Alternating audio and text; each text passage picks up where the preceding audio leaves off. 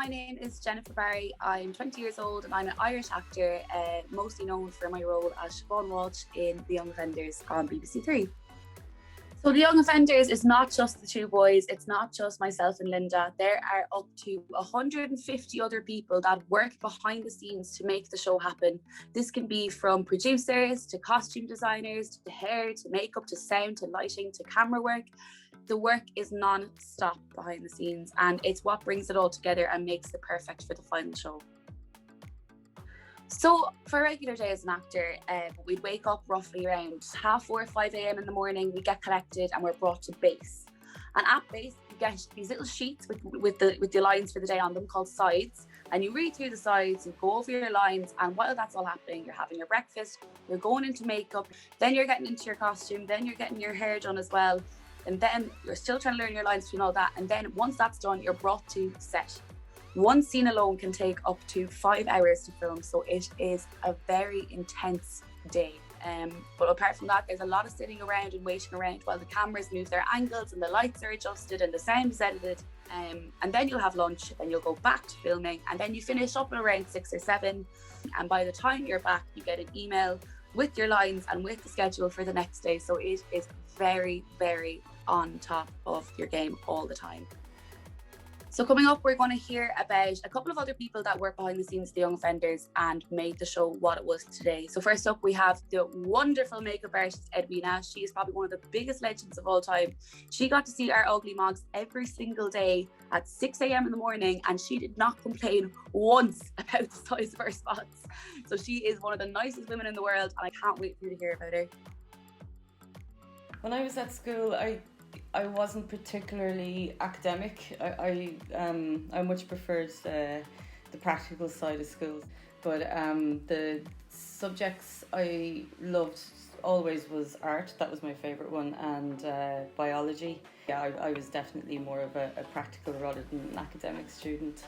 Basically, when I finished school, I went to art college. So there I studied a design certificate, so it was 2 years, and it was specifically for makeup for TV, film and theatre. So that was really my launch into the industry. And then once I got into the industry, a lot of the times it's making your contacts, and it's who you know, and then if they know you, they give your name, and it snowballs. So basically a typical day on The Young Offenders would start at about 6:45 in the morning.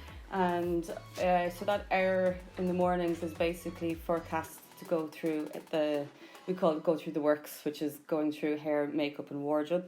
It's all very tightly timed. So if you're given 20 minutes to do someone's makeup, it has to be 20 minutes.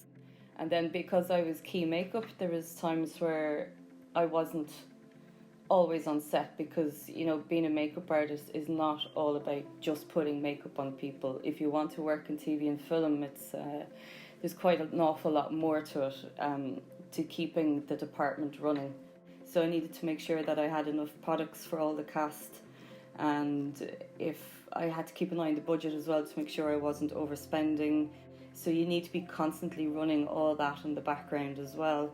And then I used to work with the second assistant director to work out the timings for the next day, to make sure that I had enough time to get all the actors ready in the morning. And then, so you're doing all that between going in and out to set, and then you would finish at about 7 o'clock in the evening. So yeah, pretty jam-packed.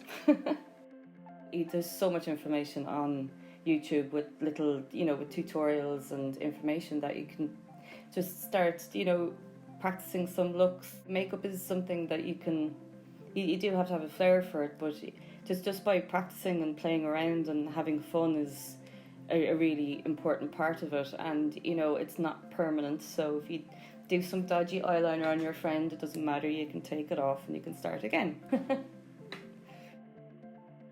And if you've ever wondered about what kind of music we use in The Young Offenders and how we get to use that music, you're going to listen to Dina. She's the sound supervisor for The Young Offenders, and she's the woman that brings all the music to life and makes it so rich in volume. Hi, my name is Dina Coughlan, and I am a music supervisor on The Young Offenders. When I was in secondary school, I'd say probably One of my favorite classes was my drama class. I had a really great teacher for that class. For me, I really tended to excel a bit more when I went to university, and I was engaged with my classes and my classmates and instructors. So I started working in the music industry and was able to take those skills and transition into music supervision. I relocated to Ireland about 6 years ago and have been working on various film and TV projects since I moved here. And one of the first projects was the Young Offenders film.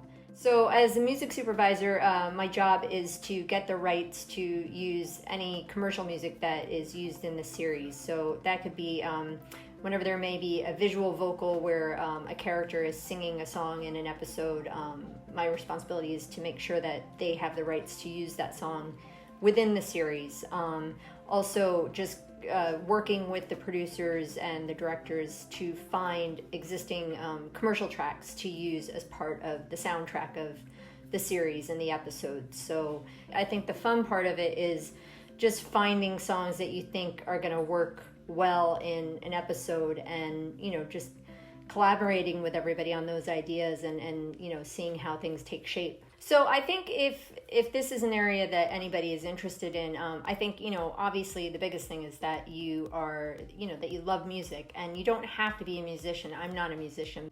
If you do have a passion for music and you're interested in music, but you also are interested in another area like law or accounting, those are areas that you can potentially marry those two interests together, because at film production companies, at record labels, there are lawyers who are dealing with IP, copyright, and you have accountants obviously have to be involved in working at a record label and working at film production companies. So you can take those interests and marry them together with your interest in music as well. And finally, you're going to be hearing from Eoghan. He's the Foley artist on the show. So that means any of the weird and wacky sounds you might hear, that's from him. I always had an interest in sound and in music in particular. So since I was in school, really, and I went to college and I trained in a very broad media degree, but it was a practical media degree, and that led me to realize that there was potential in the film industry for someone who's interested in sound in general. I approached a lot of people, and I eventually got some work experience in Ireland's only film studios, in Ardmore Studios, and that led me to an internship essentially there. Over a couple of years, I luckily got trained in how to do it. Foley is it's re-recording sound effects within a studio environment, so it's re-recording footsteps and things that the characters might do. So it allows the sound mixer to take out the dialogue track, and then they're left with this track with of organic sound effects that would be there with the dialogue, but with the dialogue gone. And so all BBC dramas require a Foley soundtrack because they're sent around the world and they need foreign languages dubbed in, because you have to think internationally when you're dealing with post-production. And Connor and Jock, one of their main things is they're wearing a kind of like a jacket, so like we covered the jacket moves whenever necessary, and just try and make it a bit more fun. So we used a lot of gooey things. So I think if you hear them when they just throw the bike on the ground and run off, that's us kind of just adding a bit of drama and a bit of weight. One of the main things for goo and stuff and blood is just a simple cloth. Blood will be like, you'd use that. And another thing is if you're doing dog feet or any kind of animal feet, just put on some gloves. If you put paper clips on the top of your gloves and use duct tape and stick some paper clips, if you want to mimic what a dog sounds like on wood or something. I just have a table here, but you just kind of lightly. And where I have doing Foley face, concentration. And then there's a classic snow kind of thing. There's it's corn flour in a bag, so just corn flour you buy from the shop. You get that kind of sound. If you wanted to have a go at doing some Foley yourself, record a short video of yourself walking down a hallway with a leather jacket on, and then try and replace the footsteps and the leather jacket afterwards, and put yourself in you can put yourself in a silly shoe, with a squeak or something like that, and a leather jacket that sounds really over the top, and have fun with it. And I think you'll enjoy doing that, and you'll get a good idea of the process.